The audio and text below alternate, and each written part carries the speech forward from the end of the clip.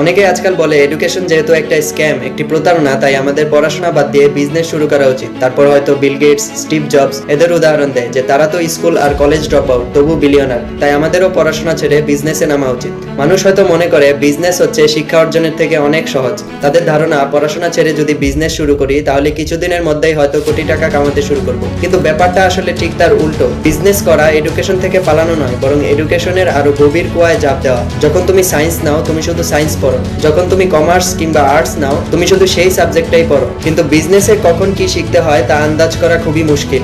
প্রোডাকশনে প্রসেস থেকে শুরু করে মেশিনারি পর্যন্ত, সেলিং এ মার্কেটিং থেকে শুরু করে ডিস্ট্রিবিউশন পর্যন্ত, তারপর ল, রেগুলেশনস, কম্পেনসেশন, ট্যাক্স সিস্টেম ইত্যাদি অনেক কিছুর উপর জ্ঞান অর্জন করতে হয়। একজন এমপ্লয়ি তার সময়ের জন্য পেইড হয়, কিন্তু একজন বিজনেসম্যান তার সঠিক সিদ্ধান্তের জন্য পেইড হয়।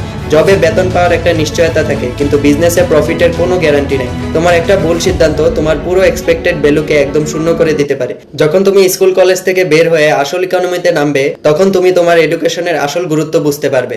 কারণ বিজনেস তাদের জন্য যারা প্রতিদিন স্টুডেন্ট হয়ে থাকতে প্রস্তুত।